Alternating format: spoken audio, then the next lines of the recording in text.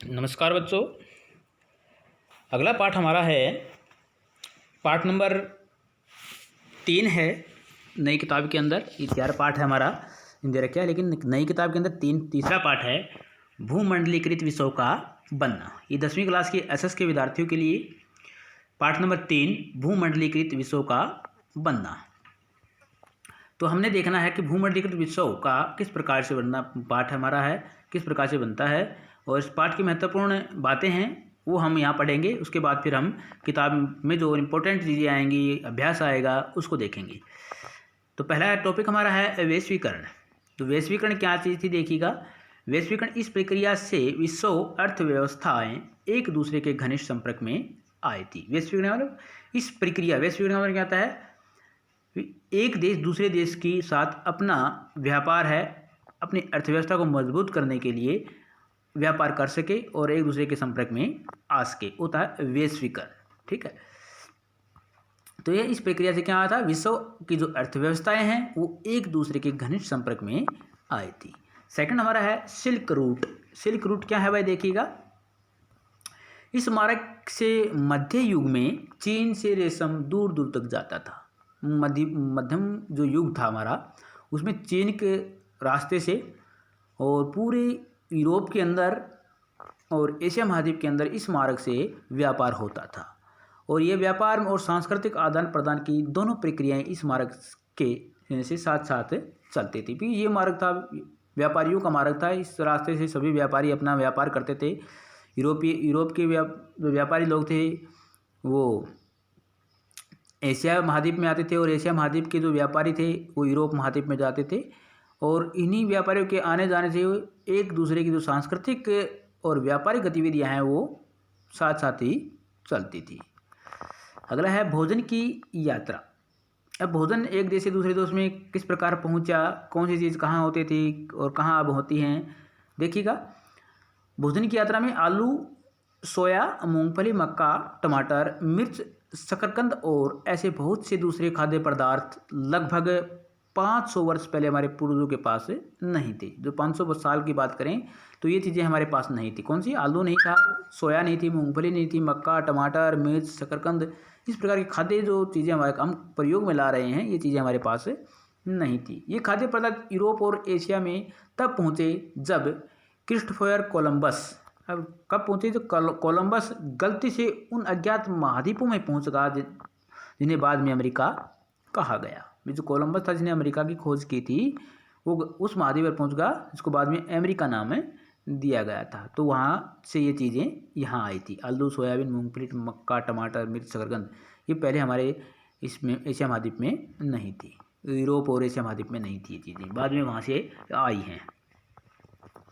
अब कारण ला क्या चीज़ था, कारण ला में देखिए 18वीं सदी के आखिरी दशकों में ब्रिटेन की जनसंख्या तेज़ी से बढ़ने लगी थी।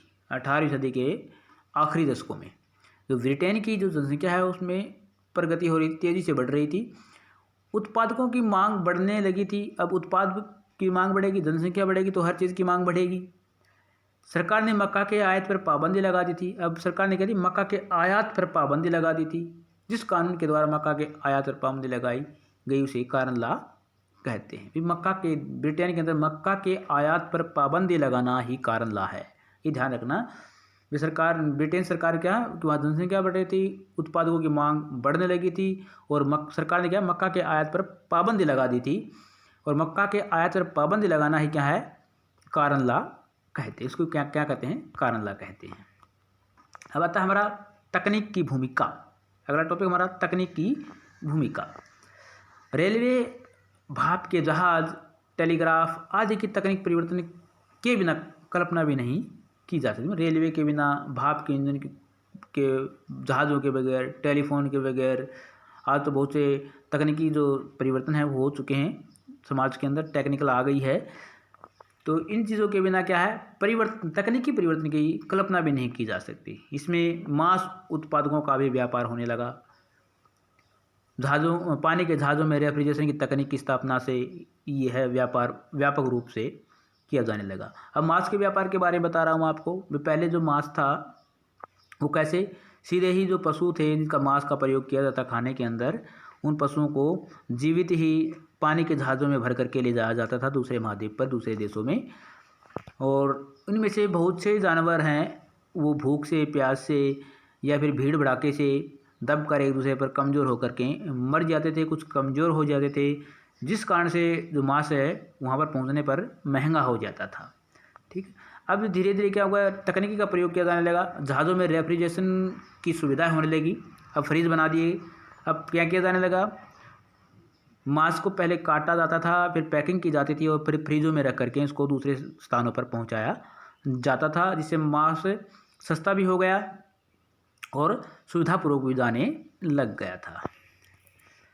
अगला है भाई 19वीं सदी के आखिरी में उपनिवेशवाद। 19वीं सदी के आखिरी में उपनिवेशवाद। तो इस काल में उपनिवेशवाद का आरंभ हुआ यूरोप के देशों में। इस ओर बहुत ध्यान लगाया गया कि 1890 के दशक में संयुक्त राज्य अमेरिका भी उपनिवेश देश बन गया था। क्या गया, 19वीं सदी के आखिरी में उपनिवेशवाद भी, अब कोई भी विकसित देश था उस समय, प्रभावशाली देश था, वो ज़्यादा से ज़्यादा अपने उपनिवेश बनाना चाहता था। उपनिवेश का मतलब अपने और देशों को अपने गुलाम अधीन करना चाहता था, अपने उपनिवेश बनाना चाहता था ताकि वहाँ पर व्यापार किया जा सके। तो यूरोप के देशों ने इस ओर बड़ा ध्यान दिया। यूरोपीय जो देश थे उन्होंने क्या किया, अपने अपने उपनिवेश बढ़ाने पर बड़ा जोर दिया और 1890 के दशक तक क्या किया, जो संयुक्त राज्य अमेरिका है वो भी क्या है, इंग्लैंड का उपनिवेश देश है वो बन गया। वहाँ पर भी इंग्लैंड ने अपना अधिकार स्थापित कर लिया। आता है रिडरपेस्ट। क्या है, रिडरपेस्ट। अफ्रीका में 1890 के दशक में रिडरपेस्ट नामक बहुत बीमारी आई, वो बहुत तेज़ी से फैली और 1892 तक अफ्रीका में 90% मवेशी ही इस बीमारी से मर गए। तो रिडरपेस्ट एक बीमारी थी भाई, और ये बीमारी पशुओं में फैली थी। कहाँ फैली थी, दक्षिण अफ्रीका के अंदर। ठीक है, अफ्रीका में क्या था, ये बीमारी आई पशुओं के अंदर 1890 में, अब 1890 के दशक में आई थी।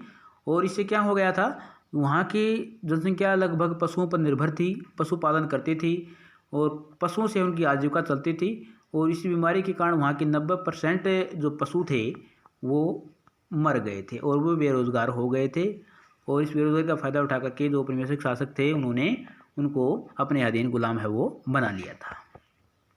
तो रिडरपेस्ट क्या था, एक बीमारी थी जो बहुत तेज़ी से फैली थी अफ्रीका के अंदर। इससे 92% मवेशी हैं वो मर भी गए थे। अगला है गिरमिटिया मजदूर। गिरमिटिया मजदूर क्या है हमें देखिएगा, 19वीं सदी में भारत में और चीन के लाखों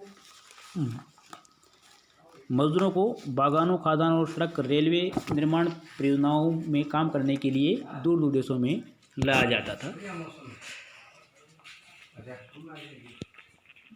तो 19वीं सदी में भारत और चीन के 19वीं सदी में क्या है, भारत और चीन के लाखों मजदूरों को बागानों, खादानों और सड़क, रेलवे निर्माण परियोजना में काम करने के लिए दूर दूर के देशों में लाया जाता था। इन्हें गिरमिटिया मजदूर कहा गया है। तो गिरमिटिया मजदूर क्या थे भाई, ये गिरमिटिया मजदूर पहले भी करवा चुका हूँ। गिरमिटिया में एक एग्रीमेंट के तहत इनको मजदूरों को लाया जाता था, एग्रीमेंट भरा जाता था और दास गरीब जो मजदूर थे उसको एग्रीमेंट को क्या बोलते, गिरमिट बोलते थे। और गिरमिट से क्या हो गए, गिरमिटिया मजदूर हो गए। इनको मजदूरों को आज भारत और चीन के लाखों मजदूरों को बागानों को, खादानों और सड़क, रेलवे निर्माण परियोजनाओं में दूर दूर से देशों में से लाया जाता था। इसे गिरमिटिया मजदूर कहते हैं। फिजी, गयाना, इन देशों से इनको लाया गया था। अब महायुद्धों के बीच की अर्थव्यवस्था। महायुद्धों के बीच की अर्थव्यवस्था। प्रथम महायुद्ध यूरोप में हुआ। इसने यूरोप की ही नहीं सारे विश्व की अर्थव्यवस्था को बुरा प्रभाव डाला और एक और विश्व युद्ध ने मानवता को घोर आर्थिक संकट में धकेल दिया। तो प्रथम विश्व युद्ध कब हुआ था, 1914 से 1916 तक। और ये विश्व युद्ध हुआ था। तो ये विश्व युद्ध ने क्या किया, पूरे विश्व की अर्थव्यवस्था पर बुरा प्रभाव डाला और सारे विश्व में मानवता की घोर आर्थिक संकट पैदा कर दिया था। बड़े पैमाने पर उत्पादन और उपभोग। युद्ध में अमेरिका की अर्थव्यवस्था को बहुत लाभ पहुंचा था। वृहत उत्पादन अमेरिकी औद्योगिक उत्पादन की प्रमुख विशेषताएं बन गया था। फोर्ड उसका ही उदाहरण है। अब बड़े पैमाने पर उत्पादन और उपभोग क्या हुआ, प्रथम विश्व युद्ध के बाद क्या हुआ, जो अमेरिका की जो अर्थव्यवस्था बड़ी तेज़ी से बढ़ने लगी थी, बड़ी सफलता मिली उन्होंने और बृहत उत्पादन, जो बड़े बड़े उत्पाद थे वो अमेरिका अब करने लगी थी, जिसमें फोर्ड जो कंपनी है वो एक उदाहरण भी है। महामंदी कब हुई थी देखिएगा। अब महामंदी का आरंभ 1929 में हुआ। इस दौरान विश्व के अधिकतर भागों में उत्पादन, रोजगार, आय और व्यापार में भयानक गिरावट दर्ज की गई थी। अब महामंदी का आरंभ हुआ था 1929 में भाई, और इस दौरान क्या था, अधिकतर भागों में उत्पादन, रोजगार, आय और व्यापार में भयानक गिरावट भी दर्ज की गई थी। पूरे विश्व में 1929 में आर्थिक महामंदी आई थी, और सबसे ज़्यादा चपेट कहाँ गिरी थी, अमेरिका के अंदर। सबसे ज़्यादा जो असर है अमेरिका पर हुआ था इसका, महामंदी का। महामंदी कब आई थी, 1929 में अमेरिका के अंदर, और पूरे विश्व में लगभग देशों में इसका असर देखने को मिला था, और उत्पाद, रोजगार, आय, व्यापार सब में भारी गिरावट आ गई थी। अब आता है युद्धोत्तर बंदोबस्त और ब्रिटिश वुड संस्था। तो विश्व बैंक और IMF ने 1947 में औपचारिक रूप से काम करना आरंभ कर दिया था। विश्व बैंक ने एक संस्था बनाई युद्ध के बाद, अपना देशों ने अपनी अर्थव्यवस्था को ठीक करने के लिए, और अर्थव्यवस्था को ठीक करने के लिए जो देश थे, विकसित देश और विकासशील देश, उन्होंने अपने अपने पैसे को एक बैंक में एडजस्ट किया, इसको नाम दिया उन्होंने विश्व बैंक या IMF। और 1947 से यह बैंक है औपचारिक रूप से कार्य करना उन्होंने आरंभ कर दिया था। तो ये 10वीं का थर्ड पार्ट था हमारा। तीसरा पार्ट है भूमंडलीकृत विश्व का बनना। तो ये कंप्लीट हो गया है। इस पार्ट से महत्वपूर्ण जो बातें थी, और हम कल इसका करेंगे अभ्यास। जो चीज़ समझ में नहीं आती है उनको आप फ़ोन के माध्यम से पूछ सकते हैं, और उसको अपनी एनसीईआरटी किताब से अच्छी प्रकार से ध्यान से पढ़ भी लेना, और पढ़ करके देख लेना कि कोई चीज़ समझ में नहीं आई है तो उसको पूछ लेना।